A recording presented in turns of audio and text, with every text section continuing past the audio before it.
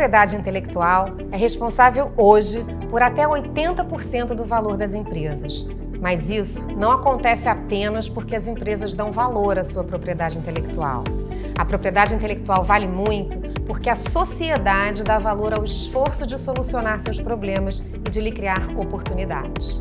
Nosso congresso desse ano vai reunir especialistas em propriedade intelectual, juristas, economistas do desenvolvimento e da inovação para nos guiarem nessa importante discussão. O pano de fundo escolhido não poderia ser melhor: as maravilhas da cidade do Rio de Janeiro. Para comemorar seus 60 anos de existência, a ABPI reunirá os participantes nos mirantes deslumbrantes do Pão de Açúcar, ícone turístico do Rio de Janeiro, aclamado por visitantes do mundo inteiro. Durante 3 dias, teremos a oportunidade de nos encontrarmos, fazer negócios e, sobretudo, de discutir e aprofundar nosso entendimento do papel da propriedade intelectual frente aos desafios brasileiros. Da consolidação do agronegócio ao desenvolvimento do turismo e de indústrias avançadas, da transformação digital e da transição energética ao estímulo ao empreendedorismo e à inclusão social. Participe e se engaje com o compromisso social do Congresso da BPI de 2023. Esperamos vocês de 20 a 22 de agosto na cidade maravilhosa do Rio de Janeiro.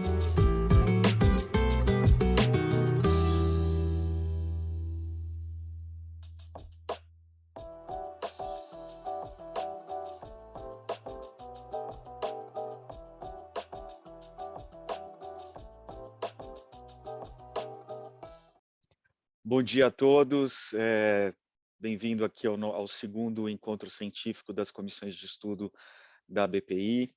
Hoje nós damos aqui o pontapé inicial para o nosso evento, para as nossas jornadas científicas, com o evento da nossa comissão de estudos de Direito da Concorrência. Eu sou coordenador junto com o Lucas Antoniazzi e temos o prazer aqui de receber 2 colegas que vão tratar do tema de ESG e Direito da Concorrência, a Paula Amaral Melo e o Alessandro Giacaia. E já começo aqui, então, dando o bom dia a eles, a todos que estão nos acompanhando. Lucas, você quer dar o bom dia também? Bom dia, pessoal. Agradecer também a presença do Alessandro e da Paula, agradecer ao Zé Mauro. Dizer também, a gente teve um pequeno contratempo, a gente até divulgou, a gente ia contar com a presença de uma outra palestrante, com a Simone, que eu não vou ousar falar o sobrenome dela, mas ela teve um contratempo e a Paula super conseguiu entrar e substituí-la. E, Paula, super obrigado por isso. Gabriel, estou vendo você online, então deixa eu dar a palavra para o Gabriel. Bom dia, pessoal. Bom dia, Gabriel. Bom dia, Gabriel. Tá no mudo. Isso, bom dia, parabéns, Lucas, parabéns, Zé Mauro, obrigado a Paula. Só queria fazer uma breve saudação. Estamos aqui com vocês, abrindo com chave de ouro esses encontros e desejo muito proveito a todos. Obrigado a vocês, vão aqui escutar esse debate com muito interesse. Parabéns aí, obrigado. Gabriel, bom dia, obrigado por ter prestigiado aqui a abertura do nosso evento, o evento da nossa comissão. Eu e o Lucas, a gente pensou bastante na dinâmica do nosso painel e a gente convidou aqui 2 profissionais que se complementam. A Paula é sócia aqui do Pinheiro Neto na área de ambiental.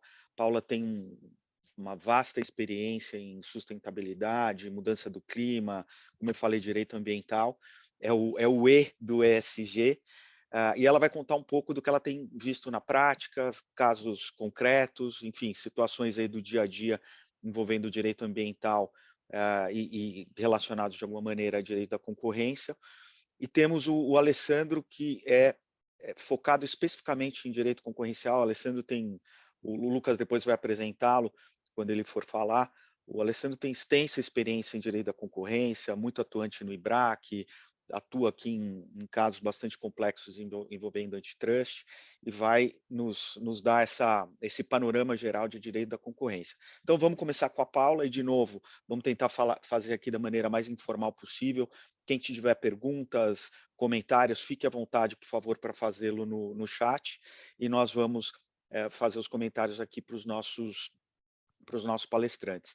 Então, passando rapidamente aqui pelo currículo da Paula, a Paula é sócia da área ambiental aqui do Pinheiro Neto, ela tem mestrado em Direitos Difusos e Coletivos pela PUC de São Paulo, graduação pela PUC de São Paulo também, ela é palestrante, atua em várias associações, em eventos ligados a direito ambiental, e é autora do livro Direito ao Meio Ambiente e Proibição do Retrocesso, editora Atlas 2014.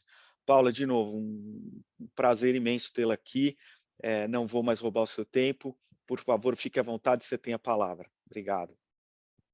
Obrigada, Zé. Bom dia a todos. Bom dia, Zé. Bom dia, Lucas. Bom dia, Gabriel. Queria agradecer o convite. Espero estar à altura da Simone aqui e fico à disposição para responder todas as perguntas. Acho que a ideia, como vocês colocaram, a gente ter um bate-papo informal mesmo e trazer um pouquinho da nossa experiência, o que a gente tem visto em casos práticos. Falar sobre ESG sempre é um tema desafiador, sempre é um assunto desafiador, porque acho que ninguém aguenta ir mais a palestras e ler o jornal e falar, bom, estou lendo a mesma coisa, ouvindo o mesmo do mesmo, só com palavras diferentes.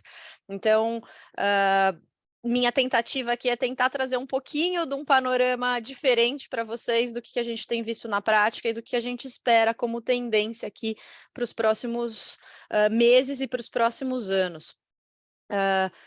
Bom, não é segredo que a União Europeia tem sido o carro-chefe nas discussões de ESG e ela tenta aparecer efetivamente como alguém que tem o potencial de mudar o curso dessas discussões e tirar a discussão do plano teórico e trazer para o plano prático. Então, a União Europeia tem editado diversas normas que têm sido aplicadas não só para empresas que estão localizadas dentro da União Europeia, mas para empresas que tenham relação com a União Europeia. E isso tem afetado diversos países, inclusive o Brasil, e diversos setores de atividade. Então, a gente teve nos últimos, acho que a gente teve uma grande virada do último ano para cá. A gente tinha muito mais teoria, muito mais as empresas falando o que eu posso fazer, onde eu posso fazer, o que é política ESG, o que não é política ESG, o que é filantropia, o que é reempacotar medidas que eu já adoto sob um novo pacote ESG, e a União Europeia tem tentado, na verdade, entre aspas, aqui, ensinar ao mundo o que pelo menos ela espera, e ela tem se colocado, você puxa publicações da União Europeia, ela tem se colocado como alguém que efetivamente quer mudar o rumo das discussões e quer ter um papel de protagonismo, inclusive na definição de métricas para o mundo. Algo bastante, de certo modo, que não deixa de ser algo prepotente, mas algo que tem pautado efetivamente a postura de empresas e a relação comercial. Então, a gente teve, nos últimos, aqui pegando os 2 últimos anos, a gente teve a aprovação do ato do Corporate Sustainability Act, que impõe a empresas, já existia uma obrigação de disclosure ESG no âmbito da União Europeia, desde 2014, algo que não era ainda tão detalhado e que não valia para absolutamente todas as empresas da União Europeia, existia um corte por número de empregados, etc. E isso foi substituído pelo CSD, que é o Corporate Sustainability Disclosure, que atinge diversas empresas, estejam elas na União Europeia ou tenham elas relação com a União Europeia. Fato é que empresas com mais de 500 empregados, mesmo que não sejam europeias e tenham uma receita líquida acima, por exemplo, de 150 milhões de euros, vão passar a ter que reportar seus relatórios de sustentabilidade de acordo com métricas da União Europeia. Isso é um bom sinal para quem está tentando começar no mundo, para as empresas que estão naquela fase mais inicial de estruturação de políticas ESG. Por quê? Porque a própria União Europeia, para orientar os disclosures que devem ser feitos pelas companhias, publicou 22 frameworks, modelos, para questões genéricas, então envolvendo disclosures de clima, disclosures de questões sociais, disclosures de governança, mas ainda sem uma divisão por setor específico, que está sob aprovação, a expectativa é que isso ocorra em junho desse ano, mas já está trabalhando em formatos do que se espera que empresas de determinados setores reportem. Então, vão sair modelos para publicações ESG do setor siderúrgico, do setor do agro, do setor setor de energia, do setor da parte de hidrogênio. Então, vão sair modelos específicos que podem ser usados, ainda que empresas que estejam, por exemplo, aqui no Brasil, não se submetam a eles e não se, hoje ainda, pelas regras, possam não estar vinculadas, elas podem tomar isso como base para saber o que reportar, como reportar, em que extensão reportar. Então, Paula, Oi, desculpa te interromper, é super imagina. interessante isso e acaba sendo uma situação paralela, próxima com o que a gente tem, por exemplo, para proteção de dados, né? Você teve o regulamento europeu, o GDPR, que se aplicou em empresas europeias, embora não fosse aplicável no Brasil em certa medida durante um determinado período, as empresas brasileiras que prestavam serviços para as empresas europeias tinham que entender o que estava acontecendo para se adequar e estarem em linha com a legislação europeia. Você acha que isso pode acontecer também? Quer dizer, embora essa legislação seja direcionada a empresas europeias, empresas brasileiras que exportam, que vendem para empresas europeias, vão ter que estar antenadas aí com essa legislação para estarem de acordo com esse framework europeu, ou ainda não dá para prever se vai ter esse efeito indireto para as empresas brasileiras que têm essa relação com empresas europeias? Com certeza, Zé. Primeiro porque a regulamentação europeia, ela prevê que mesmo que a empresa não seja europeia, se ela tiver uma receita líquida de 150 milhões de euros na União Europeia, por conta de relações com a União Europeia, e tenha pelo menos uma subsidiária ou filial na União Europeia, mais alguns requisitos, ela tem que seguir essas normas. Então, esse é um primeiro item. Se você tem relações com a União Europeia e preenche determinados requisitos, você já pode estar obrigado a ter que olhar para essa regulamentação. 2, como as empresas que estão lá têm que cumprir esses requisitos, então, com quem elas têm relação aqui, e elas têm que avaliar também, dentro desses frameworks, quais são os impactos delas na cadeia produtiva, de algum modo vai esbarrar e elas vão passar a cobrar das empresas que estão aqui. Não só por conta desse ato, mas por conta de um outro ato que acabou de ser votado no Parlamento Europeu e aí agora vai passar pelaquela esfera tríplice de aprovação dentro da organização política da União Europeia, que é a obrigação do diligent supply chain. Então, a União Europeia vai impor também para empresas com relações, estejam ou não na União Europeia, mas com relações com empresas da União Europeia, que operam na União Europeia, a obrigatoriedade de provar como que primeiro, que os produtos que estão entrando na União Europeia passam por uma fase de due diligence social e ambiental, que é o que a sustainability due diligence. Então, nesse processo, avaliando como que é vista o cumprimento das normas ambientais pela empresa de quem a União Europeia, com qual a empresa da União Europeia se relaciona. Como que é o controle de impacto social para cima e para baixo na cadeia dos fornecedores.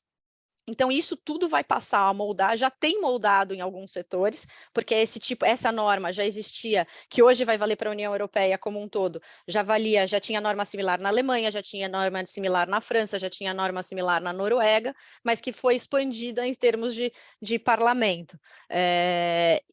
Então, é inevitável, vai estourar e é um tempo e uma oportunidade para as empresas que têm relações com a União Europeia se anteciparem e já começarem a trabalhar nisso desde já. Ô, Paula, e como faz prova disso? Quer dizer, as empresas elas têm que pedir uma avaliação para um escritório ou uma empresa especializada em certificação ambiental para emitir um memorando, um laudo? Como é que funciona isso? Tem que ser europeia? Olha, Zé, a gente tem... vou contar um pouquinho dos dois lados, né? A gente tem trabalhado com algumas empresas que querem se antecipar a esse tipo de discussão, exatamente porque tem relações relevantes com a União Europeia, ainda que não estejam hoje obrigadas a cumprir, nos procuraram para falar como que eu me estruturo para cumprir essa norma. Então, a gente passou por um processo de vamos fazer junto com vocês vamos revisar junto com vocês qual que é a política de sustentabilidade em termos de auditoria interna de fornecedores para cima e para baixo.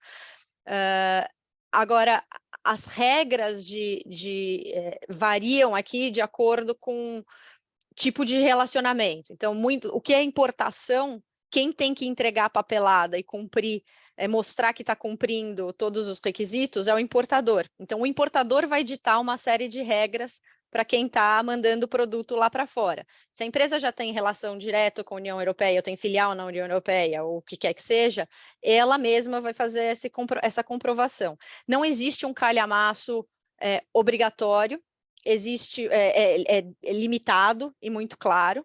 O que existe é a obrigação de você seguir esses frameworks, então você tem que provar. Tem uma pergunta, por exemplo, lá no framework social genérico, que fala como que você impacta positiva e negativamente sua cadeia de trabalho.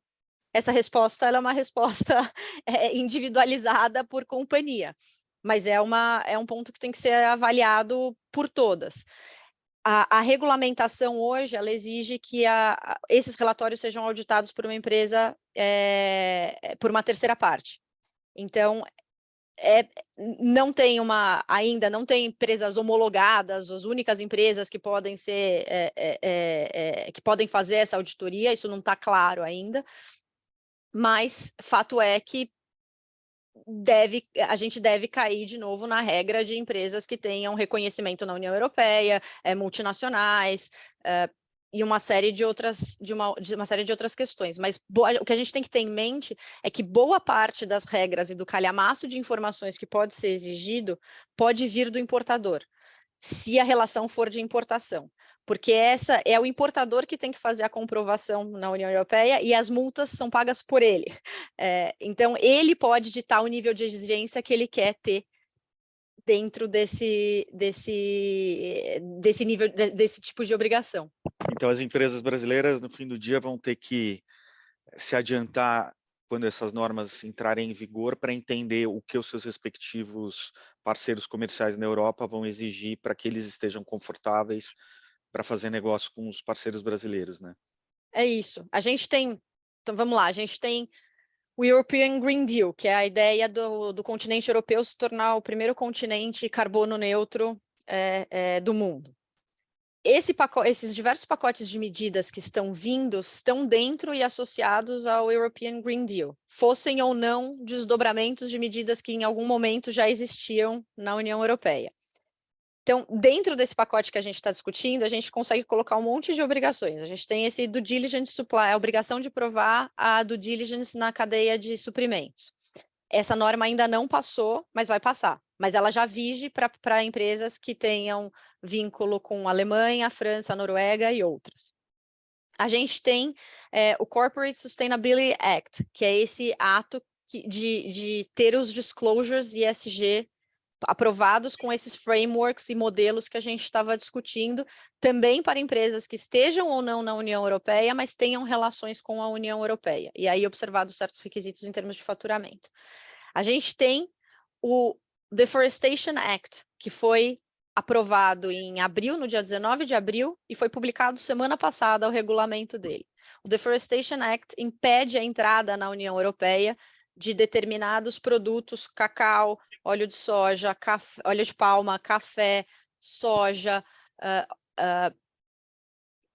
vários outros, que tenham como origem, que tenham na sua cadeia produtiva algum vínculo com desmatamento a partir de janeiro de 21. Então, que a data de corte é 30 de dezembro de 20, perdão. Qual que é a grande discussão? A gente não está falando de desmatamento legal ou ilegal. A União Europeia barra, inclusive, o desmatamento legal. Ou seja, você tem autorização do governo brasileiro para suprimir vegetação para produzir em determinada área, hoje a União Europeia não quer saber. Não vai entrar na União Europeia se esses produtos e seus derivados, aqui gado também, eu esqueci, deixei de mencionar gado, tiverem qualquer origem em desmatamento. Essa obrigação é uma obrigação do importador provar e receber o calhamaço e ditar dos seus fornecedores o que ele quer receber, porque as multas são todas dele.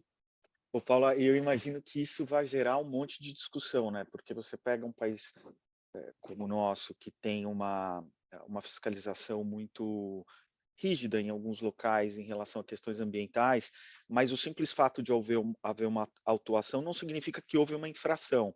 E aí, eu fico imaginando como é que a União Europeia vai interpretar esse tipo de coisa. Você tem ali autos de infração em que a empresa apresentou defesa, mas ainda não houve uma conclusão. será que, do ponto de vista de compliance, já vai acender uma luz amarela, né? Olha, a empresa tem autuação ambiental. É complicado, imagino. É muito complicado. A norma passa a viger aí 20 dias depois da publicação dela, e aí os países, a Comissão Europeia vai trabalhar na classificação de risco por 18 meses, vai trabalhar na classificação de risco dos países. Os países podem ter classificação de risco médio, baixo ou alto. E essa classificação pode ser regionalizada, então pode ser por estado, pode ser por região dentro de um estado, pode ser por país. Isso vai fazer com que o nível de auditoria desses produtos que estão entrando na União Europeia, a periodicidade e o nível de auditoria seja maior ou menor. Então, o ponto que você está trazendo, Zé, é que a gente precisa ter o governo brasileiro atuando de forma, e aqui o Alessandro vai poder falar um pouquinho depois, mas a gente precisa ter o governo brasileiro atuando de forma forte nessa classificação de risco junto à União Europeia, porque é isso que vai pautar o reconhecimento da nossa legislação. O que vai valer ou não vai valer? O Brasil pode ter uma classificação de risco alto, mas, por exemplo, o Estado de São Paulo, que tem uma política mais forte, um controle de fiscalização, controle de imagem de satélite pelo governo mais forte, estou chutando aqui um exemplo. O Brasil pode ter uma classificação de risco alto, mas o Estado de São Paulo consegue ter uma classificação de risco baixo. Ou uma região dentro do estado de São Paulo pode ter classificação de risco médio e outra região no estado de São Paulo pode ter classificação de risco alto. Então, a gente precisa aqui dos governos, poder público, governo federal, governos estaduais, trabalhando junto à União Europeia para mostrar como funciona a nossa legislação, como é o sistema de fiscalização, onde estão as dificuldades, onde não estão, porque se não tiver, uma vez classificado o Brasil inteiro como alto risco, a gente vai ter um impacto enorme para as exportações brasileiras. A gente já tem o setor do gado trabalhando nisso há muito tempo e trabalhando agora muito mais forte. A gente tem as instituições financeiras editando novos atos para ter algum controle em torno disso, muito embora os últimos atos da FEBRABAN, eles falem especificamente em desmatamento legal apenas, ilegal apenas, e não também no desmatamento legal, que é uma outra discussão grande. A gente tem o Cerrado ficando de fora dessa discussão nesse primeiro momento, mas com a promessa de voltar em 2 anos na legislação. Então, sem dúvida nenhuma, a gente tem muito barulho aqui e muito que trabalhar. O problema é que a gente não tem visto os órgãos, o poder público atuando, o governo federal e os estados como um todo atuando de forma tão forte agora na União Europeia. Não posso, por exemplo, eu sei que Mato Grosso já está trabalhando nisso, junto à União Europeia, para mostrar os controles, principalmente para a carne. O Estado de São Paulo está começando a se mexer também, mas a gente precisa de uma atuação forte, também via associações, para mostrar, é o momento de mostrar como que funciona a nossa legislação, que a gente tem fragilidades, mas a gente tem pontos fortes e que a gente não pode ter um país inteiro classificado como alto risco, por exemplo.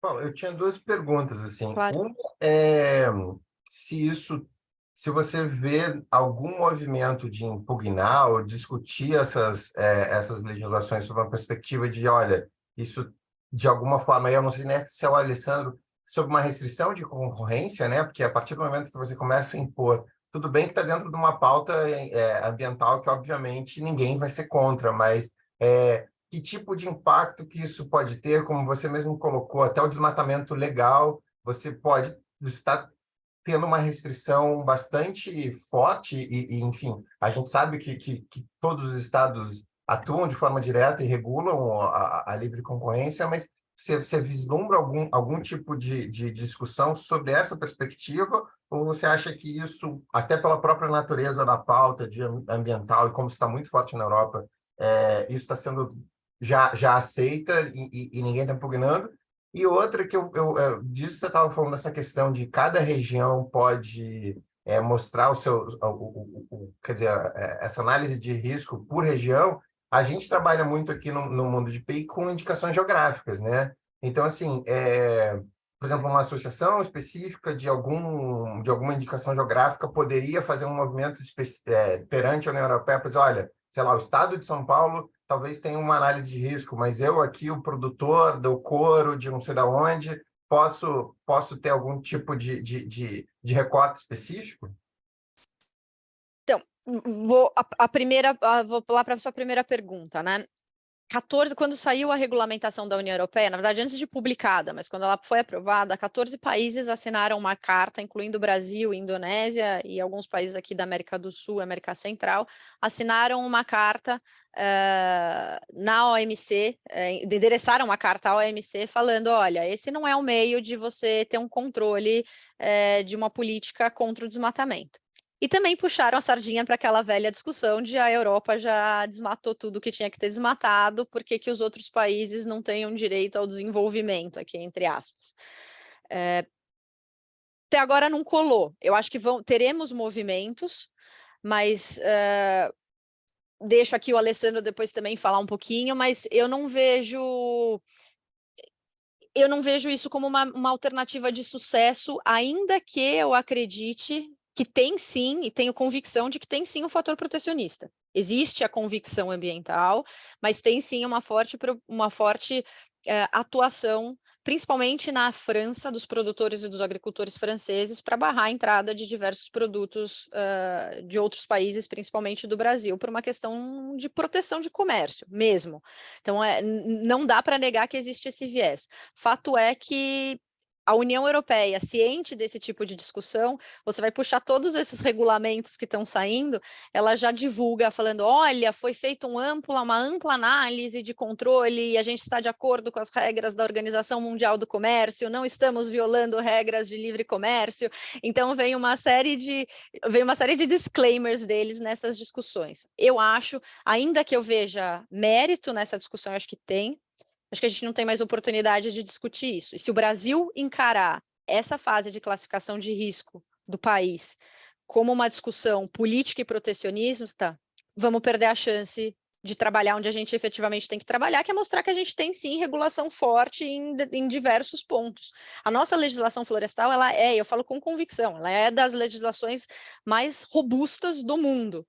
A gente tem um problema de fiscalização em algumas localidades, mas ela é robusta.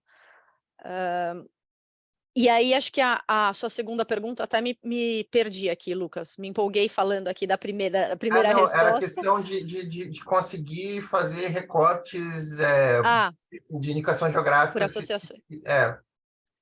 Sim, existe essa possibilidade. Existe, eu acho que convém ter, na medida do possível, uma organização política, via, pelo menos, estados, e ver que organizações dentro daquele setor vão juntas caminhar para esse tipo de discussão, mas existe sim, e a própria União Europeia, ela prevê que ela vai ouvir ONGs, ela vai ouvir povos tradicionais, ela vai ouvir comunidades indígenas, ela vai ouvir governos, ela vai ouvir representantes de setores para fazer essa classificação de risco. Então, esse é o momento mesmo de ter uma organização política de setores que estejam alinhados, porque vai ser muito difícil não é impossível, mas é muito difícil de você, uma vez classificado como alto, você passar a ter uma classificação de risco baixo. Então, que mais que a gente... e outra coisa, acho que uma outra alternativa aqui, quando a gente estava falando da questão de protecionismo, Estados Unidos já está estudando uma regulamentação na mesma linha. Aí a gente estava discutindo com alguns clientes que tinham produtos que a União Europeia não é um comércio, um mercado relevante. Bom, tá bom, então se a União Europeia não vai querer meu produto, eu mando meu produto para a China. A China também está estudando um ato de deforestation. Então, eu acho que a gente está cercado. Ou a gente toma como uma oportunidade de mostrar que o Brasil vai sair com uma vantagem estratégica nesse ponto, ou a gente vai perder tempo de novo batendo na mesma tecla e que não vai colar, ainda que, de novo, eu tenha a convicção de que tem sim fatores protecionistas envolvidos aqui. Acho que para passar a palavra aqui para o Alessandro, mas para trazer um outro espectro de discussões, só queria pontuar para vocês o que aconteceu na verdade, nesse último ano, principalmente, em termos de litigation ESG. Que eu acho que é a grande tendência e o que pode fazer as empresas efetivamente se preocuparem. A gente tem as grandes discussões de green e social washing hoje. A gente tem uma ação-chave na Alemanha, na verdade, que tramita na Alemanha, mas foi ajuizada por um agricultor peruano que alega que ele está na região dos Andes e ele alega que o degelo dos Andes e, portanto, os impactos no negócio dele tem a ver com as emissões atmosféricas dessa empresa, que é uma empresa de energia, que é a RWE, que não atua no Peru. Com o auxílio de uma ONG alemã, essa ONG, ela fez, na verdade, esse agricultor junto com a ONG fizeram um levantamento que, de acordo com eles, essa RWE seria uma das empresas, historicamente, uma empresa muito antiga, que seria uma empresa historicamente com maiores emissões de carbono e gases de efeito estufa dos últimos anos, e que, com base nas emissões dela, teria sim um impacto no degelo dos Andes. De novo, essa empresa ela não está localizada no Peru, onde esse agricultor está, ela é uma empresa alemã e ela tem algumas atividades em alguns países da América do Sul. Bom, primeira instância, a ação foi julgada improcedente, o tribunal entendeu que não tinha fundamento, ou o juiz entendeu que não havia fundamento. Agora, em segunda instância, foi determinada a produção de prova em uma inspeção judicial para avaliar se efetivamente existe um impacto e uma contribuição dessa empresa para o degelo dos Andes. Então, para vocês verem, alguns anos atrás, eu acho que a gente nem conseguiria falar que esse caso poderia ter uma perícia, uma empresa que está na Alemanha emitindo, causando o degelo dos Andes, pois estamos em fase pericial. Temos alguns casos nos Estados Unidos, também envolvendo indústrias do setor de petróleo e gás, dizendo que as propagandas delas, de que são empresas que têm incentivado e têm investindo em ações verdes, não são necessariamente verdadeiras e estão ludibriando os consumidores, porque as ações não podem ser taxadas como verdes, como têm sido taxadas, e essas ações são muito parecidas com as ações que foram ajuizadas contra a indústria do cigarro lá atrás. Nenhuma colou ainda, elas envolvem o estado de Vermont e Nova York, nenhuma delas colou ainda, mas nem todas foram extintas. Então, a hora que uma colar, a gente sabe que existem escritórios especializados no Brasil em replicar ações que estão colando lá fora. A gente tem uma matriz energética diferente, mas esse tipo de ação vai bater aqui. Na medida, a União Europeia ela tem uma atuação muito mais forte no E, e os Estados Unidos têm uma atuação mais forte no S. Então, o que você vai ver de litigation ESG nos Estados Unidos é muito mais focado no S do que no E, quando o que você encontra na Europa é muito mais no E do que no S. Tem o caso o caso da Shell, super conhecido da União Europeia, mas para trazer uns dois últimos casos aqui da frente S do que está rolando nos Estados Unidos, a gente tem diversas ações sendo ajuizadas contra a indústria têxtil, que tem divulgado o setor de peles, animais principalmente, falando, olha, frases como quando a sustentabilidade encontra o estilo para indústrias de pele, ou as nossas ovelhas têm uma vida ótima. Esse tipo de ação não colou, porque os juízes e os tribunais entenderam que é uma propaganda abrangente o suficiente para não ser tratada como greenwashing, mas colaram as ações em que nas propagandas as empresas ou nos seus disclosures as empresas mencionavam que eram empresas sustentáveis, éticas e socialmente responsáveis. Nesses casos, as ações estão vingando e começando a vingar, porque é feita uma perícia e uma auditoria para provar o quão sustentável, o quão ética ou o quão preocupado com questões sociais você está. Temos outra frente de discussão nos Estados Unidos, que deriva um pouco do movimento Me Too. A gente tem ações ajuizadas contra empresas que, na mesma linha, alegam que são empresas diversas, empresas preocupadas com diversidade em board, que atuam contra assédio. Duas dessas ações colaram. Uma ação em que a empresa divulgava políticas de ter um controle forte, rígido e preocupado com questões de assédio, mas começaram no âmbito da ação, verificaram o canal de denúncia da empresa, viram que tinham diversas denúncias contra um mesmo profissional e as denúncias e as investigações nunca prosseguiam. Nesse caso, foi feito um acordo de $15 milhões no ano passado.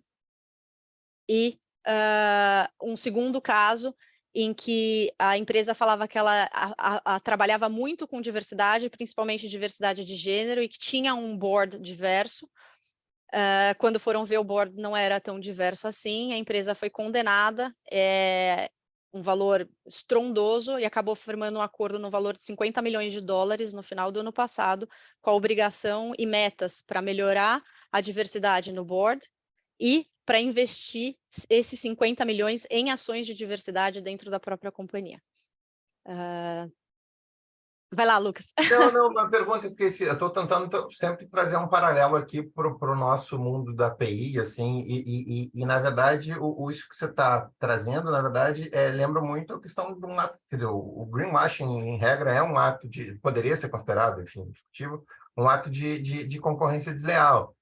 Então, assim, mas pelo que eu estou vendo desses casos que você está trazendo, está muito relacionado, fora o caso da Alemanha e do agricultor peruano, muito relacionado a um caso das empresas fazerem uma publicidade se passando por algo que não são. Mas, por outro lado, se elas não trouxessem para elas essa pecha de sou sustentável, sou ESG, elas teriam saído ilesas. Seria mais ou menos isso. O ato ilícito estaria muito mais na publicidade dada. Então, é isso, né? E aí, por isso que eu estou fazendo um paralelo com a concorrência desleal, se você atribuir a você qualidade que você não detém. A disputa está muito relacionada a isso, certo? É isso, mas com cuidado de você ser... Por exemplo, a gente viu que as ações que estão colando são as ações das referências genéricas. Somos sustentáveis, somos éticos, somos socialmente preocupados. E não as nossas ovelhas vivem uma vida boa. Então, eu costumo brincar que a gente, hoje, acho que mais do que nunca, os times jurídicos têm que trabalhar lado a lado com os times de marketing. E eu costumo brincar que a gente estraga todas as peças publicitárias dos nossos clientes, porque ele fala, vou ser carbono neutro em 2030. A gente pergunta, você vai ser mesmo? Então, envidarei os melhores esforços para, em 2030, alcançar o melhor objetivo de ser, quem sabe, se der tudo certo, com a melhor tecnologia carbono neutro. Estou brincando, mas esse é o cuidado. Eu acho que a gente está hoje, mais do que nunca, efetivamente, o time de marketing tem que trabalhar lado a lado com o time jurídico. Eu falei rapidinho aqui, na verdade eu até me alonguei, passei do tempo que eu tinha prometido que eu cumpriria aqui, mas eu queria tentar dar um panorama, espero que diferente do que vocês tinham no radar, mas um panorama geral do que está acontecendo no mundo e do que eu acho que é tendência para cá. Essas ações vão vir para cá, a gente já tem ações ESG aqui no Brasil, a gente já tem o Ministério Público cobrando indenizações por danos morais por emissões atmosféricas em casos de desmatamento, principalmente na região da Amazônia, valores de 90 milhões para cima. Então, o Ministério Público está cobrando o seu papel na frente ESG. O Ministério Público de Minas, por exemplo, que é muito atuante, já tem colocado na minuta de tax a obrigação das empresas desenvolverem, casos de acidente ambientais, se assinava um TAC, entre aspas, simples, com uma medida indenizatória, hoje já tem no TAC a previsão de que essas empresas elas têm que, inclusive, provar para o Ministério Público que elas têm uma política de compliance ambiental. Se elas não têm, que elas têm que desenvolver, submeter a política ao Ministério Público, e essa política tem que ter a previsão de sanção de diretores em caso de descumprimento das suas próprias políticas, com a parte mais bonita e filosófica possível de reporte desses descumprimentos ao Ministério Público. Imagina só, você tem que contar para o Ministério Público quando seus próprios diretores, numa investigação interna, não estão cumprindo a política de sustentabilidade. Então, acho que são pontos de alerta aqui gerais para ficar no radar de todo mundo. Poxa, Beleza, Paula. eu acho, Paula, super obrigado.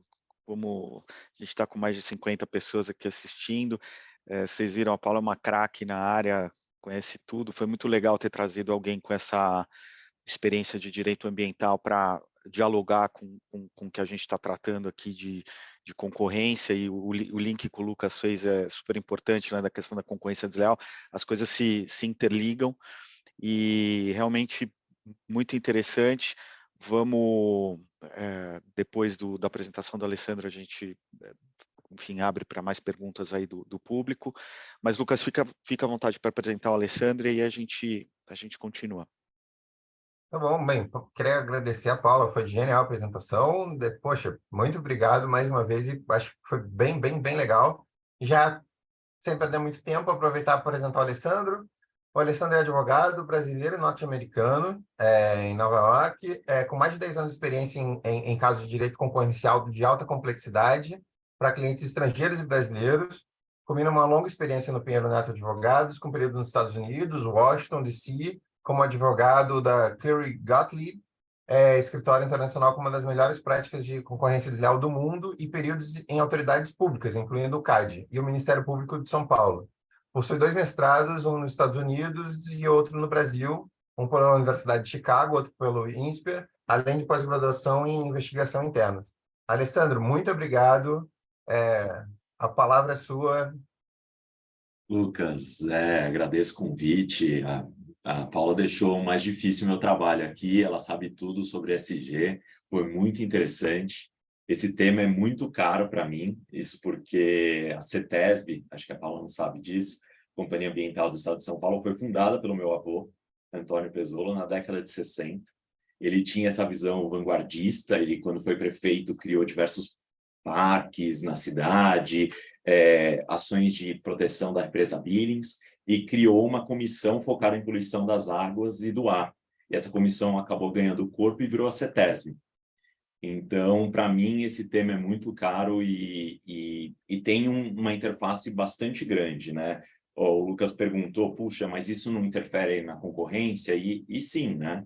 No final do dia, quando as empresas... A regulação afeta a concorrência, mas é uma questão mais de relações internacionais, como a Paula bem mencionou, mas tem acordos entre concorrentes, estabelecendo regras para toda a sua cadeia de produção, e tem associações que reúnem concorrentes que buscam mostrar para a União Europeia e para o mundo que o mercado atua de maneira sustentável ou social. Então, é um tema bastante relevante. E eu sei que para vocês, para esses mais de 50 que estão ouvindo, depois de um final de semana prolongado, 9 da manhã, no Dia dos Namorados, acho que é um tema relevante para todo mundo. Muita gente acha que essas ações SG são ilegais, porque no final do dia envolve colaboração entre concorrentes, diminui alguns incentivos para a concorrência ou até criam barreiras para concorrentes existentes, com essas ações de due diligence e de monitoramento, etc.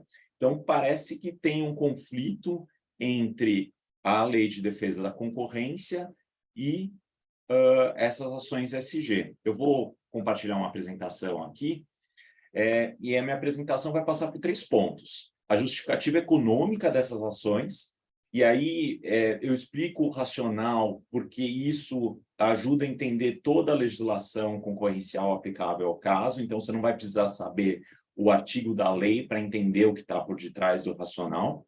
E aí eu vou passar pelo estado da arte no mundo e de novo, a mesma coisa que a Paula mencionou, a Europa está liderando essas discussões entre direito concorrencial e ações ESG. E aí eu vou explicar as regras brasileiras, passando, obviamente, por algumas recomendações para vocês, tá? O tempo é curto e a complexidade é alta, mas eu vou tentar passar por tudo aqui. A premissa básica da análise econômica é que os consumidores não pagam pelo custo integral dos seus produtos. Então, externalidades negativas como mudanças climáticas, poluição, perda de biodiversidade, não estão embutidas no preço pago pelo produto. Então, é uma relação ganha-perde. Eu consumo um produto que emite CO2, eu arco pelo custo disso, mas os terceiros que não estão consumindo esse produto também sofrem os danos desse consumo. Isso é uma falha de mercado. É o agricultor lá no Peru que sofreu os casos da empresa alemã, né? Desculpa, só para Não, exatamente, Lucas. E isso tem efeitos no mundo todo, né? E isso é uma falha de mercado. E aí, quando o consumidor paga mais barato pelo custo desse produto, há um superconsumo a despeito do meio ambiente. Só que a gente vê que o mercado está mudando, né? Os consumidores estão mudando o padrão de consumo e estão querendo e demandando produtos mais adequados. Na hora de decidir um produto, eu tenho certeza que vocês aqui levam em conta políticas em ESG. Pergunta, vocês preferem um produto mais barato que use trabalho infantil ou um produto mais caro que realmente invista em due diligence e certificações e evitem esse tipo de situação?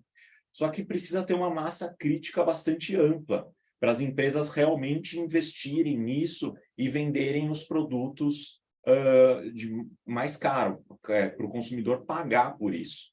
E aí tem a questão do first mover, do cara, não vou ser o primeiro a cobrar mais caro.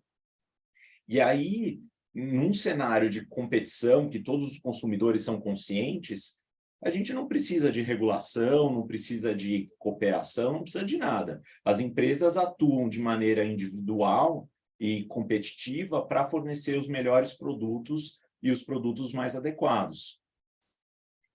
Só que, na realidade, o que a gente vê é que não existe. É um movimento, mas não existe ainda uma massa crítica.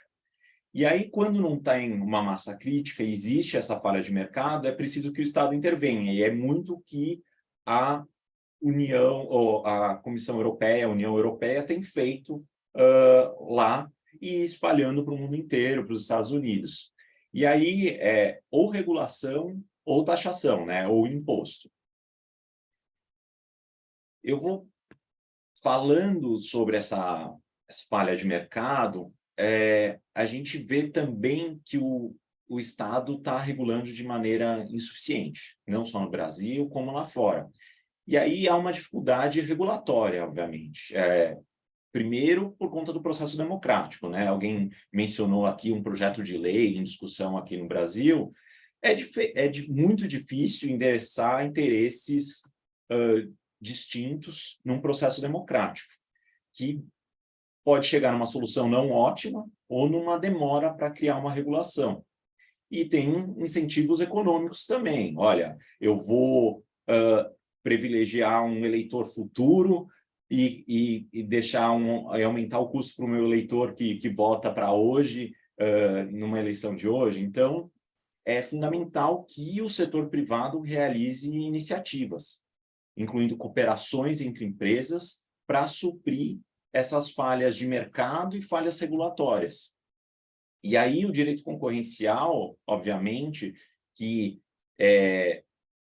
o racional, a intuição normalmente puxa, empresas não podem combinar nada, o direito concorrencial não pode ser um obstáculo para tais ações, né? Então, eu vou passar por 3 testes, que entendendo esses 3 testes, vocês vão entender as regras concorrenciais e vão ter uma intuição mínima para dizer, opa, aqui eu tenho que aprofundar a análise concorrencial, aqui pode ter uma questão concorrencial. Então, a primeira delas é ter uma falha de mercado, né? Temos que demonstrar que os acordos servem para atingir os objetivos de sustentabilidade, para atingir o E ou o S, de maneira rápida ou eficiente, ou para responder uma falha de mercado. Então, tendo essa falha de mercado, a gente vai para o segundo teste. Ela tem que ser proporcional e necessária aos benefícios buscados. A gente pensa, puxa, a gente tem 50 pessoas aqui, eu sei que vocês são criativos, então será que a gente consegue cooperar sem restringir a concorrência? Tem várias ações, estressando com os nossos clientes, tem várias ações que acabam não afetando o direito concorrencial. Ou, se afetarem, será que tem uma solução que interfere menos na concorrência, alcançando o mesmo objetivo? Obviamente que dentro de 2 falhas de mercado, a falha de mercado regulatória e a falha de mercado concorrencial, você tem que buscar uma maneira de melhorar essa falha regulatória, mas também não afetar a concorrência. E aí, o terceiro teste são os benefícios. Tem que demonstrar que tem benefícios para a sociedade em geral. Então, você tem que demonstrar que mesmo num futuro longínquo, o consumidor como um todo, ou no caso o consumidor europeu, ele vai se beneficiar desses acordos e dessas ações individuais ou coletivas das empresas. E é claro que, né, nesse cenário a gente não pode permitir os cartéis, né, em que as empresas combinam os preços, combinam quantidades. Então, quando os concorrentes ficam juntos, acende aquela luz amarela, né, quase vermelha, puxa, tem que tomar alguns cuidados que eu vou passar mais para frente. E aí, falando um pouco da experiência das autoridades e muito da experiência europeia, tá? Ela também lidera esse tema. Como que esses testes foram aplicados pelas autoridades concorrenciais? Tem alguns casos práticos já julgados pelas autoridades concorrenciais que, quando um dos 3 elementos não está presente, os 3 elementos que eu passei não estão presentes, pode ter um conflito com o direito concorrencial. E aqui, só para deixar claro, esses 3 testes que eu passei, eles não são mencionados expressamente nas decisões, mas é a forma que eu estruturei para deixar mais intuitivo para vocês pensarem quando tem ou não uma questão concorrencial. O primeiro caso é o caso de detergentes. Eu pus aqui uma descrição bem rápida do caso. Ele, obviamente, é ilegal, né? Não há qualquer falha de mercado que se queira solucionar. Na verdade, as empresas estão aqui tentando distorcer a concorrência entre as empresas. Então, não estão querendo trazer nenhum benefício ao consumidor e à sociedade em geral. O segundo caso, é o caso famoso das montadoras, né? Também é bastante claro. As montadoras tinham uma regulação europeia estabelecendo os limites de poluição, e aí as montadoras decidiram atingir somente os limites da regulação, embora individualmente elas podiam ser melhores e diminuir ainda mais a poluição. Então, novamente, não tem uma falha de mercado aqui, e as partes não estão objetivando um benefício social maior. Só que não é só proibido, tá? Tem situações permitidas. Aí aqui eu vou trazer 2 exemplos interessantes. O primeiro, eles fizeram um acordo entre concorrentes, então, diferente da regulamentação, é um acordo entre empresas, para garantir que não fossem comercializados produtos com baixa eficiência energética. Então, eles evitam aquela questão do first mover. Puxa, se só uma empresa acaba investindo nisso, ela tem um produto mais caro e perde market share. Então, faz todo sentido a indústria se organizar e, de maneira conjunta, estabelecer regras e limites ambientais, por exemplo.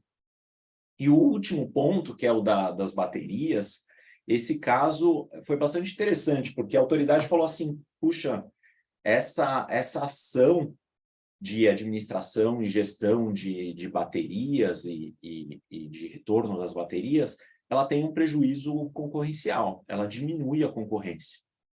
E aí a autoridade colocou na balança os malefícios à concorrência e os benefícios ao consumidor dos benefícios ambientais. E colocando na balança, ela falou, puxa, os benefícios ambientais são maiores do que os prejuízos à concorrência. Então, você pode seguir. Então, não é porque tem afeta a concorrência ou tem um dano potencial à concorrência que é um no-go. A gente tem que examinar no detalhe as situações. E aí, geralmente, a gente classifica as condutas anticompetitivas nas ações ESG em 3 compartimentos. A coordenação em ESG como pretexto para uma colusão. Aqui não tem qualquer novidade, vocês sabem o que não pode ser feito. Então, todo mundo ou organiza treinamento concorrencial, mesmo quem não é advogado já participou de treinamentos concorrenciais, então sabe que concorrentes não podem coordenar preços, quantidades, etc. E a gente sabe que quando os concorrentes estão juntos, há uma tentação para fazer isso. Tá? O segundo é não podem ter iniciativas para excluir um rival, que acho que é um pouco da linha da pergunta do Lucas, né? Puxa, mas isso não cria dificuldade para as empresas atuarem? Será que os menores conseguem fazer ações de due diligence, conseguem fazer todo esse monitoramento que se exige? E é óbvio que isso pode afetar, né?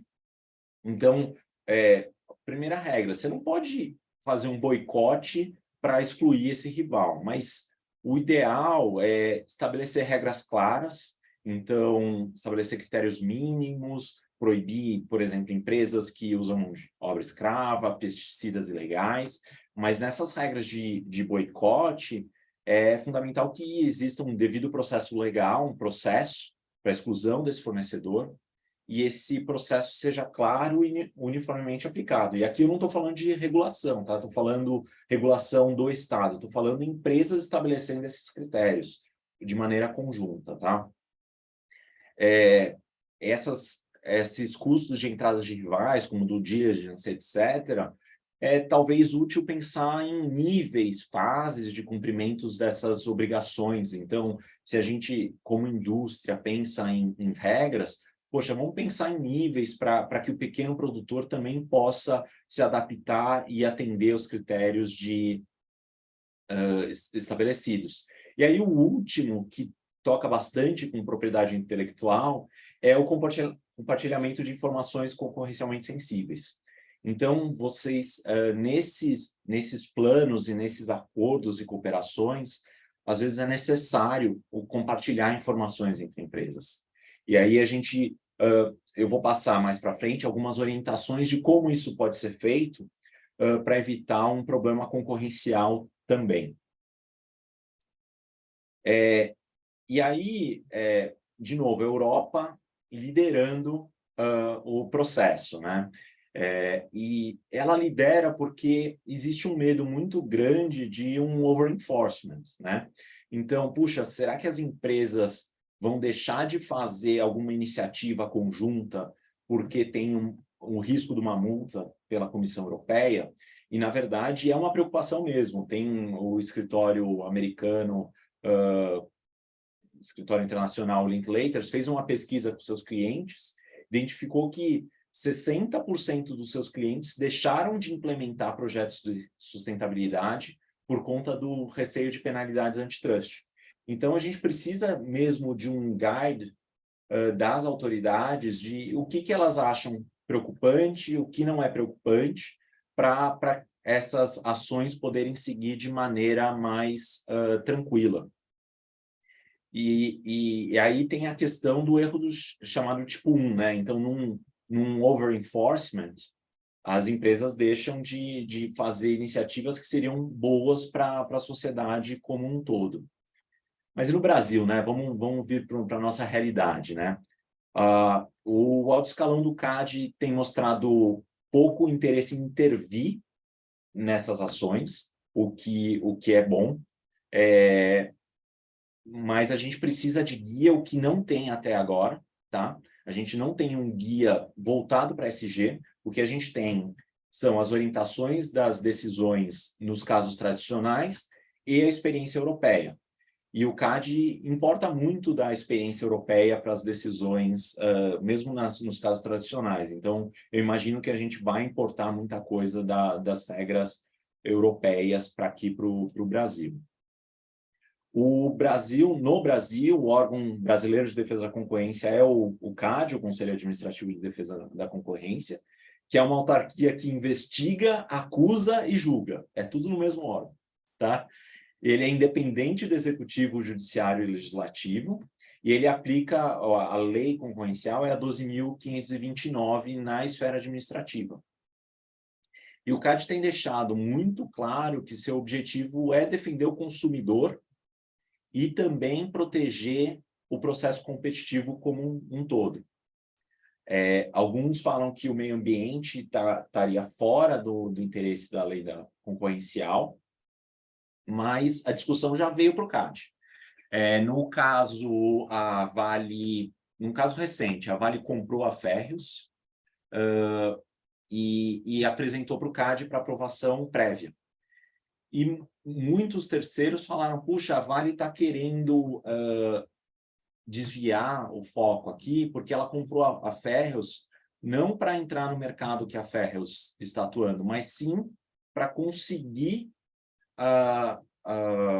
uma licença ambiental que a Ferrous já tem, que tem o principal ativo, barragem de rejeitos. Então, depois de Brumadinho e Mariana, a Vale estaria com dificuldades para obter autorizações regulatórias. E aí trouxeram isso para o CAD. O CAD falou, olha, espera lá, eu não tenho que discutir se a empresa tem ou não uma licença ambiental, se ela pode ou não ter essa licença ambiental. O que eu tenho que avaliar é se essa licença ambiental ela é uma barreira à entrada e se isso afeta a concorrência. Então, ele já mostra que pode haver um link entre essas ações ambientais e o direito da concorrência, mas ele deixa numa caixinha separada, tá? Mostrando muito quais são os poderes e a competência da autoridade. E aí teve um estudo bastante interessante, feito por um estudante, que ele mandou um questionário para os funcionários do CAD. E os funcionários do CAD, a maioria respondeu esse estudo e disse que a aplicação antitrust ela encontra fundamento na ordem econômica que se insere o princípio da defesa do meio ambiente. Então, a própria autoridade, pelo menos os funcionários da autoridade, entendem que há um overlap, sim, no assunto. Mas aí, desculpa, Alessandro, você acha que isso reflete nas decisões? O que eu vejo quase sempre é o CAD dizendo, ó, fugiu minimamente da caixinha de concorrência, eu não tenho nada a ver com isso. A gente até tem o caso da Anfap, que envolve PI, que eles falaram, olha, tinha ali, sem entrar no mérito da decisão, mas tinha alguns designs ali que não tinham passado por nenhum tipo de avaliação da NPI, né? Na verdade, tem essa questão. E a decisão, o CAD, muito claro, eu vi outras decisões envolvendo o PI, inclusive, ó, saiu da caixinha de concorrência, não é comigo. Então, assim, eu até achei interessante esse caso que você trouxe de um possível link, porque não é muito usual. Então, assim, os tomadores de decisão, apesar de talvez uma maioria dos funcionários do CAD, os tomadores de decisão têm uma tendência a tirar o pé e dizer, ó, isso aqui não é comigo, né? Desculpa te cortar, mas é só porque... Não, foi muito bom esse ponto, porque essa pesquisa foi feita com os funcionários. Se eu te falar o alto escalão atual, ele teria essa tendência mesmo, Lucas, de evitar misturar muito as coisas, deixar um pouco separadas as caixinhas. Mas o alto escalão muda com frequência no CAD. Então, o superintendente pode mudar a cada 2 anos, os conselheiros mudam a cada 4 anos, e tem uma tendência mundial de ampliação da competência do CAD. Então, recentemente abriu um caso envolvendo coordenação em recursos humanos, que é uma tendência mundial. Então, envolvendo o mercado de trabalho, que é algo que há alguns anos atrás era impensável no CAD. Então, há uma discussão mundial de ampliação da competência da autoridade concorrencial, que isso você começa a ver uma reflexão no Brasil, mas nesse caso da Vale Ferrous, mostra que eles não estão negando totalmente o link, tá? E eu vou trazer aqui nesse slide uma outra pergunta que foi feita na pesquisa que mostra que pode ter uma relação sim, tá?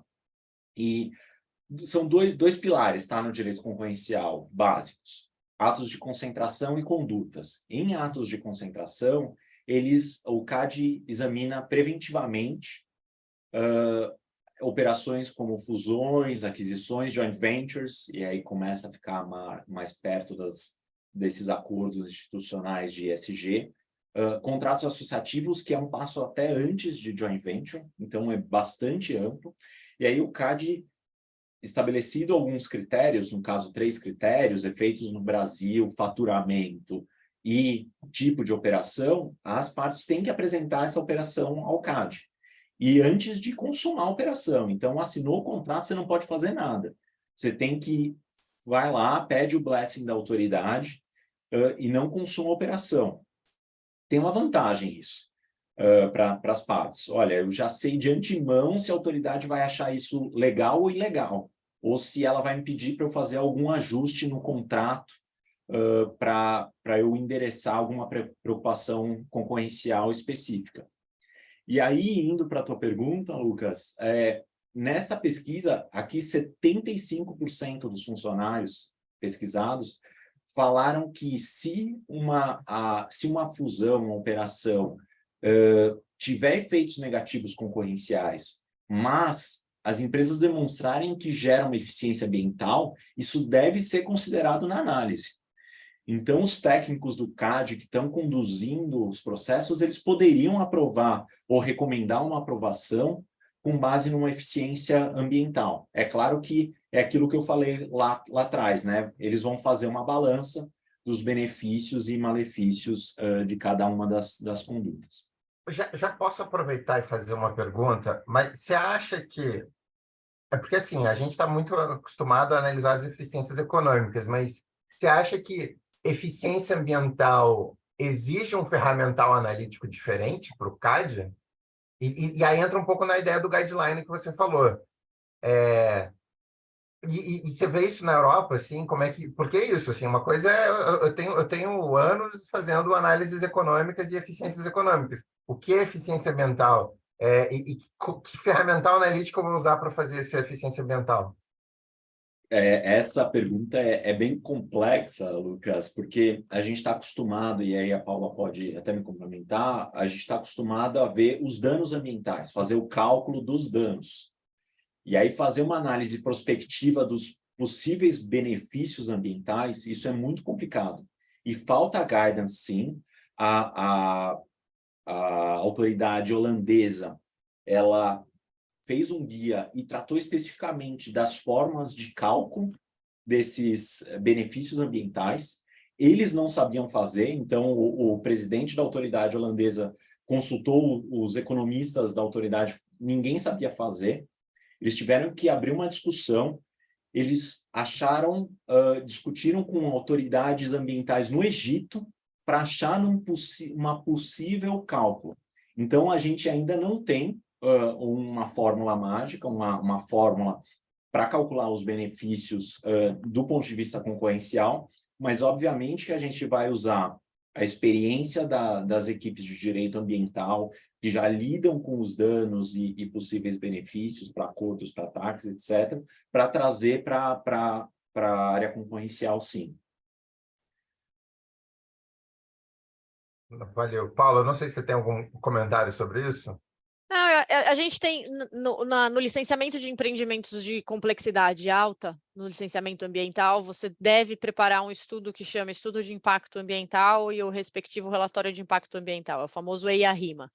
E lá devem ser antecipados também os impactos positivos daquele dado empreendimento. Então, as consultorias, ainda que não exista uma fórmula mágica, como não existe para valorar e que está no judiciário sob discussão, porque o judiciário está tentando criar uma fórmula sobre isso, de como se calcula os danos que eles chamam de intercorrentes, que é o dano que deve ser pago por alguém que causou um dano ambiental, ainda que o meio ambiente já esteja recuperado, mas ele é calculado com base em que o meio ambiente sofreu e não foi recuperado, é uma indenização paga pelo período que o meio ambiente esteve descoberto, ainda que hoje ele esteja ok, essa metodologia não existe, mas as consultorias ambientais, elas estão, de certa forma, aptas a dimensionar benefícios e impactos positivos. É verdade que muita coisa entra na esfera social, que é quantos empregos você está gerando, quanto você está deixando, mesmo na parte social, na parte de meio ambiente, quanto resíduo você está deixando de gerar, quanto você tem potencial de reciclagem, quanto em determinado projeto você está quando você ganha de eficiência energética e está deixando de ter que investir em tecnologia nova. Então, eu diria que as consultorias, ainda que não exista uma fórmula mágica, as consultorias ambientais, de certo modo, estão aptas a trabalhar em alguma valoração em termos de benefício. O problema é o cálculo do dano. O cálculo do dano é o mais polêmico e o que dá mais medo é que o judiciário criou um grupo de trabalho para fazer isso agora e colocar nas fórmulas das ações civis públicas. E você tem que trazer para a mesma base, tá, Lucas? Porque no direito concorrencial você vai ver o dano ao consumidor no final do dia. Então, esse consumidor vai sofrer um aumento de preços, ele vai ter um produto menos inovador, e aí você tem que trazer o benefício ambiental para o consumidor também, que é um passo além do benefício social mais heterogêneo. Então, é bem complexa essa análise. Não uma individualização total, mas individualizar um pouco mais esse benefício, seria isso? Especificar para os consumidores em geral. E aí tem até uma discussão, poxa, quais consumidores têm que ser beneficiados? Na Europa está se discutindo isso. O guia que saiu na semana passada tenta trazer alguns testes. Poxa, quem faz o acordo são vamos supor, as empresas europeias, que fazem um acordo para práticas ambientais. O beneficiário tem que ser o consumidor europeu ou pode ser qualquer consumidor no mundo todo? Então, tem uma questão de jurisdição bastante complexa aí, que está ainda em aberto, tá? E aí, o segundo pilar, a gente falou do primeiro pilar da análise de concentração, o segundo pilar é condutas. E esse que as autoridades têm bastante medo, né? Porque nas condutas anticompetitivas, as pessoas e as empresas podem sofrer multas severas. E aí, indo para aquela pesquisa de novo, que eu achei bastante interessante, 75% dos funcionários falam que a violação de normas ambientais pode ser parte de uma conduta anticompetitiva. E aqui, Lucas, para aquela tua pergunta, não é que ela vai ser, pode ser parte. Então, há um overlap entre as duas ações. E o medo são essas penalidades. Poxa, a empresa pode sofrer, se for considerada uma conduta anticompetitiva, como um cartel, por exemplo, aquele caso das montadoras, pode sofrer uma multa de 20% do faturamento anual da empresa. Tá? 1/5 do faturamento da empresa pode ir embora por conta de uma condenação. E os funcionários respondem na pessoa física. Então, um funcionário que não é executivo pode ter uma multa de até 2 bilhões de reais. E se for um cartel, as pessoas e as empresas estão livres disso, podem sofrer penas de prisão e multa, até 5 anos de prisão e multa. Então, eu não estou querendo amedrontar ninguém, até porque quando os clientes têm nos procurado, a gente faz uma análise crítica, passa por aqueles 3 testes, passa pela jurisprudência nacional, e a recomendação comum é vá em frente. Mas, obviamente, é necessário, algumas vezes, fazer alguns ajustes. Aqui eu vou falar de alguns ajustes, e o principal é compartilhamento de informação concorrencialmente sensível. E aqui pode entrar direitos de propriedade intelectual, segredos industriais e etc. Né? Poxa, Lê, mas o que é informação concorrencialmente sensível? Olha, cada empresa, cada setor, cada indústria tem o seu conceito individual, tá? Em termos genéricos, é informação importante para a rivalidade entre concorrentes e que pode ter um impacto relevante na concorrência. Então, a empresa sabe mais do que a gente o que é concorrencialmente sensível para elas. Mas é óbvio que, naquele espírito de ter uma orientação, o CAD tem guias e listou alguns exemplos, né? Então, custo de produção, preço, principais clientes, descontos, etc., eles consideram concorrencialmente sensível. E aqui eu vou dar 3 orientações ou 3 ações que a gente geralmente recomenda as empresas implementarem quando elas fazem um acordo ou, como a Paula falou, entram numa associação para tentar demonstrar, poxa, a minha indústria de borracha está cumprindo as normas SG, etc. Então, você tem que tomar alguns cuidados. Vou dar 3 dicas aqui. Primeiro, controlar a troca de informações concorrencialmente sensível. Isso é muito importante, porque não está tão no radar de todo mundo. Então, você pode fazer criptografia, anonimizar, agregar dados, utilizar intervalos, quartis, contratar um terceiro para para processar os dados. Então, as empresas elas acabam não compartilhando entre si, mas mandam para um terceiro esse terceiro processo. Estabelecer clean teams. Então, poxa, quem está envolvido nesse compartilhamento é uma pessoa focada em SG, por exemplo. Ela não é focada em business, não é focada em comércio, embora haja um overlap, mas ela é mais focada em SG. Então, você dá uma proteção a esse compartilhamento de dados. Então, eu não estou falando para não fazer de nenhum jeito, eu estou falando para tomar cuidado.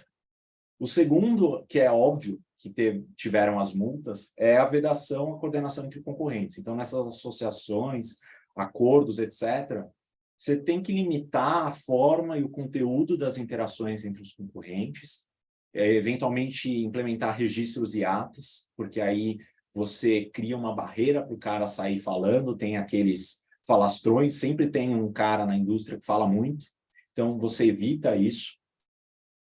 E investir em treinamento e educação.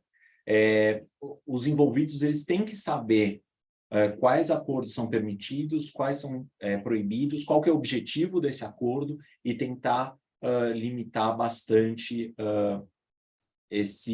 essas ações. Bom, acho que a boa notícia aqui, terminando essa apresentação, é que eu acho que eu vou deixar meu avô orgulhoso, tá? Onde quer que ele esteja, porque o direito concorrencial, a minha área, não veio para impedir as ações de ESG. Só preciso que vocês tomem cuidado e coloquem salvaguardas.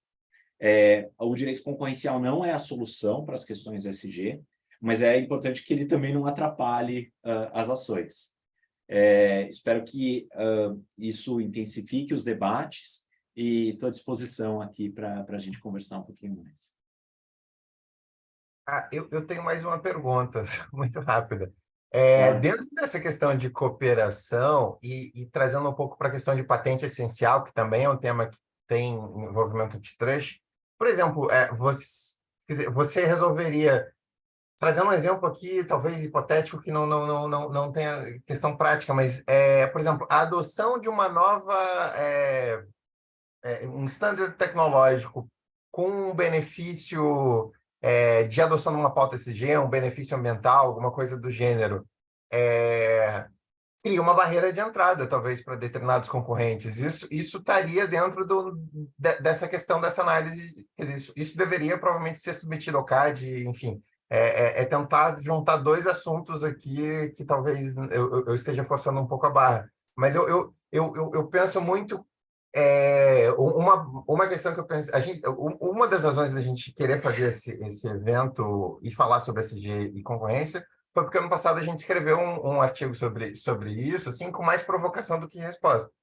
E aí uma discussão muito relacionada a isso, a adoção de tecnologias que promovam talvez pautas SG, mas que ao mesmo tempo restringam a concorrência ou restringam ou eu libero a tecnologia e fomento as práticas ESG, ou eu desenvolvo uma tecnologia, restringo o uso dessa tecnologia e estou indo contra a ESG. E aí traz um pouco essa relação a patentes essenciais. Você acha, como é que está isso na Europa e como é que você vê essa questão? Então, a gente vai trazer muito daquela discussão de fair and non-discriminatory and reasonable test, né? Que é o test friend, né? Para essa discussão. Então, obviamente, feito esse teste, ou tomados esses cuidados, obviamente que a autoridade vai ter que colocar da mesma forma na balança, tá, Lucas? Ele vai ter que ver como que isso restringe, quais foram as medidas, então se ele tomou as medidas de friend, e quais são os benefícios ambientais. Eu acho que torna a balança ainda mais complicada. Tem três pesos diferentes na balança e a autoridade tendo que equilibrar cada um deles. Mas vai ser um tema que com certeza vai surgir no mundo. Ainda não surgiu no Brasil, mas na autoridade concorrencial, mas vai surgir sim, com certeza. Obrigado. Zé Mauro, a gente está sem pergunta aqui no pessoal, no chat eu também não vi nada. Pessoal, se alguém tiver alguma pergunta, agora é um momento, até porque a gente está com tempo curto. Lucas, se você me permitir, só fazer um adendo aqui. Tem uma Claro. política interessante que deixei de mencionar também, vindo da União Europeia, e que também afeta nossas exportações. É o chamado CBAM, que é o Mecanismo de Carbono Transfronteiriço. Então, a União Europeia também editou, passando a valer em período de testes, agora de outubro de 23 até 2026, um mecanismo de taxação de carbono na fronteira. Então, produtos como aço, ferro, fertilizantes, o Brasil é basicamente importador de fertilizante, não exportador, energia, hidrogênio e alguns outros produtos, para entrar na União Europeia, tem que provar agora que eles cumpriram o mesmo nível de exigência de compensação de carbono que existe na União Europeia, sob pena de o importador ter que pagar uma taxa adicional para que esses produtos possam entrar lá. A ideia da União Europeia é evitar o vazamento de carbono e, de algum modo, também proteger o mercado local de novo, porque se os produtores locais têm determinado nível de exigência a cumprir, eles não querem que as indústrias saiam do continente europeu e passem a produzir em outros. Então, produtos brasileiros e outros desses setores que eu mencionei vão passar a ser taxados se não houver a prova de uma compensação. O problema é que hoje ainda existe um limbo e formalmente a União Europeia ela fala de reconhecer sistemas de compensação de emissão oficiais, e o Brasil não tem hoje um mercado, uma regra de carbono tão clara para que você consiga, e muito menos já reconhecida pela União Europeia, para que a gente não passe também por um limbo e por um nível de discussão enorme quanto a essa taxação. Mais uma vez, é uma forma de internalizar esse custo para o produtor, né? Essa externalidade. Teve uma pergunta aqui no chat da Daniela. Paulo, se você poderia disponibilizar essas normas da União Europeia que você mencionou, aí eu não sei se é mais fácil dar o seu e-mail, ou se você pudesse disponibilizar aqui no link do chat essas normas. Ele vai ficar. Eu posso escrever aqui o nome das normas, ou posso. Tem algumas que já têm o regulamento, outras são aprovação. Como sei como vocês preferem fazer. Posso mandar para você e para o José Mauro também, vocês distribuem depois para o pessoal. Acho que pode colocar aqui, enfim, eu deixo o meu e-mail aqui você me manda depois, mas eu deixo o meu e-mail, que aí quem tiver dúvida também, a gente manda para mim. Eu vou deixar aqui o meu também, se alguém precisar de alguma informação. O link fecha, não fecha depois? Ele não é que nem o Teams, quando a gente... Fecha. Eu aproveitando aqui para dar meu pitaco, eu achei esse assunto super interessante, tanto a tua abordagem, Paulo, quanto a do Alê, porque são estándares que estão em formação, né? Estão em discussão, em formação, ao mesmo tempo que a gente já vê alguma preocupação das autoridades em fomentar essa pauta e ter ESG no radar. Então, a impressão que eu fico, e eu queria ouvir um pouco vocês, é que, embora não haja ainda regras objetivas, essa da União Europeia está sendo definida, no Brasil tem projeto de lei em discussão, o Alê falou um pouco do CAD, que não deveria tratar do assunto, mas acaba tratando, porque tem a ver com a concorrência também. Eu acho que isso acaba invertendo o ônus para as empresas, para que elas produzam documentação, informações que estejam à disposição das autoridades, para que haja um entendimento de que as empresas estão agindo de boa fé e que estão preocupadas com isso, porque o oposto, que seria, olha, se houver alguma fiscalização, se houver algum pedido de informações, a gente vai reagir, acaba sendo muito complexo para fazer de uma hora para outra e muito amplo, né? Você não consegue nem identificar exatamente o que fazer. Então, ouvindo vocês dois, me parece que tem que ser uma preocupação diária, essa pauta ESG, com a produção de documentos, de informações, para que a empresa esteja sempre preparada a reagir quando houver fiscalização, quando algum ato for submetido ao CAD. Eu acho que essa é a mensagem das apresentações de vocês, mas queria ouvir vocês sobre isso.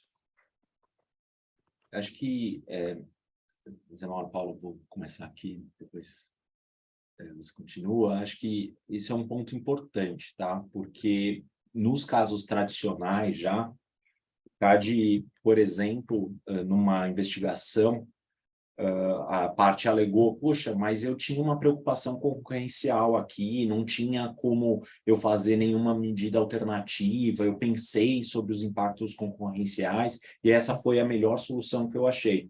A autoridade falou, tá bom, eu entendo. Então me mostra essas análises que você fez, mostra essas análises econômicas, esses memos e toda essa diligência que você teve na época, não agora, na época, naquela época que você estava discutindo o planejamento do projeto, traz esse paper trail. Então, é uma recomendação que a gente tem dado, sim, é criar um dossiê mostrando a boa-fé. Então, olha, esses foram os cuidados, foi assim que a gente pensou o acordo, a cooperação, a ação, e demonstrando em memos, análises econômicas, tendo lá uma pastinha para que, quando a autoridade concorrencial bater na tua porta, você fala, olha, eu agi de boa fé, está aqui a análise concorrencial, está aqui a vertente concorrencial, e então não me puna. Ou se for me punir,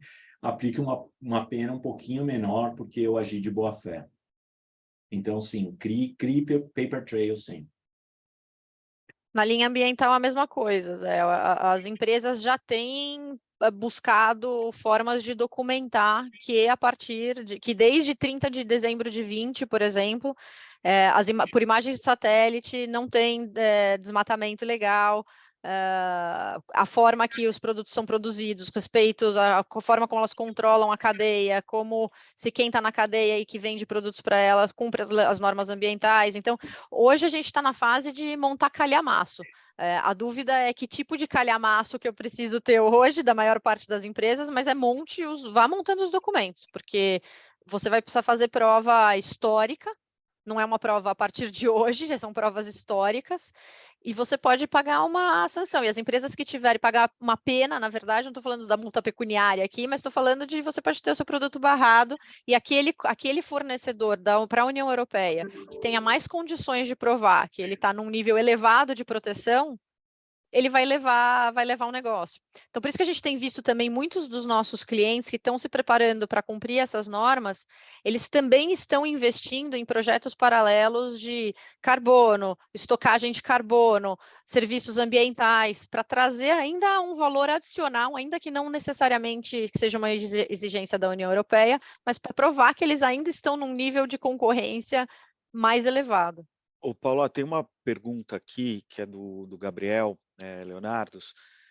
Produtos apenas em trânsito na União Europeia também devem cumprir as mesmas exigências ambientais? Então, ele dá um exemplo aqui, um container no porto de Roterdão, em Hamburgo, que esteja vindo da Índia para o Brasil, e ele passe por esse porto europeu, alguma escala, alguma coisa do tipo. E eu não sei se foi isso que o Gabriel pensou, eu, pelo menos lendo a pergunta dele, lembrei daquela questão de licença compulsória de patentes, produtos vindo da Índia e que vinham para o Brasil e que os navios acabavam parando nos portos europeus, e havia uma discussão lá se poderia seguir viagem ou não, na medida em que havia patente protegendo os medicamentos naqueles portos onde os navios paravam.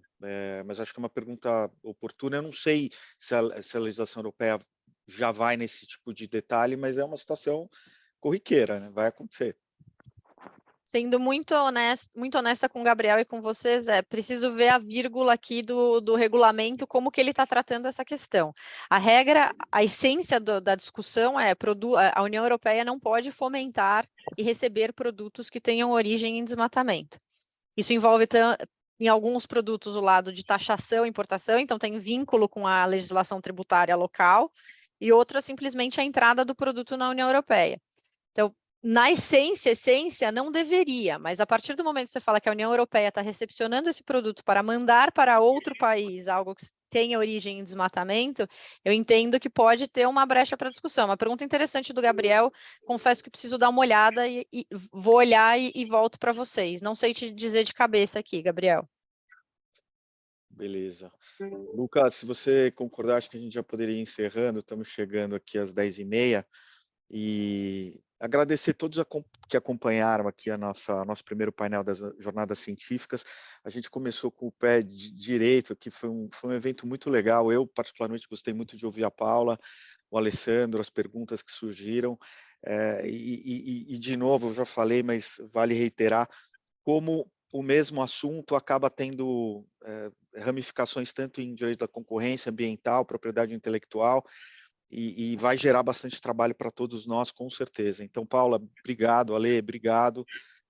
Foram ótimas as apresentações de vocês. Vamos, o Lucas e eu, nós coordenamos aqui a Comissão da Concorrência. Vamos ver se a gente pensa em alguma coisa mais para frente, para revisitar essa discussão, que eu acho que é uma discussão muito atual. Lucas, fica à vontade aí. Não, só agradecer mesmo a presença de todos e principalmente ao Alessandro e a Paula. Foi genial. Eu sou um grande entusiasta e por isso que eu fiz tanta pergunta para os dois, mas eu gosto muito do tema e adorei, assim, foi muito, muito, muito legal. Eu espero que o público também tenha gostado, porque eu aproveitei, inclusive, para tirar um monte de dúvida e fazer muita provocação. Até peço desculpa, principalmente a você, Alessandro, que eu fiz algumas perguntas meio difíceis. Mas muito obrigado, foi muito legal. Nós que agradecemos, um prazer. Então, gente, vamos encerrar. Muito obrigado a todos e a gente, próximo, a Zé Mauro e eu, a gente vai pensar em novos debates sobre o tema e depois a gente comunica para o pessoal. Um abraço. Obrigado, gente. Boa semana para todos. Tchau. Tchau, tchau.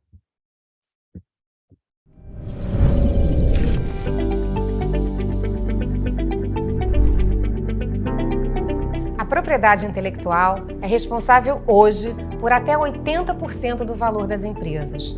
Mas isso não acontece apenas porque as empresas dão valor à sua propriedade intelectual. A propriedade intelectual vale muito porque a sociedade dá valor ao esforço de solucionar seus problemas e de lhe criar oportunidades. Nosso congresso desse ano vai reunir especialistas em propriedade intelectual, juristas, economistas do desenvolvimento e da inovação para nos guiarem nessa importante discussão. O pano de fundo escolhido não poderia ser melhor: as maravilhas da cidade do Rio de Janeiro. Para comemorar seus 60 anos de existência, a ABPI reunirá os participantes nos mirantes deslumbrantes do Pão de Açúcar, ícone turístico do Rio de Janeiro, aclamado por visitantes do mundo inteiro. Durante 3 dias, teremos a oportunidade de nos encontrarmos, fazer negócios e, sobretudo, de discutir e aprofundar nosso entendimento do papel da propriedade intelectual frente aos desafios brasileiros. Da consolidação do agronegócio ao desenvolvimento do turismo e de indústrias avançadas, da transformação digital e da transição energética ao estímulo ao empreendedorismo e à inclusão social. Participe e se engaje com o compromisso social do Congresso da BPI de 2023. Esperamos vocês de 20 a 22 de agosto na cidade maravilhosa do Rio de Janeiro.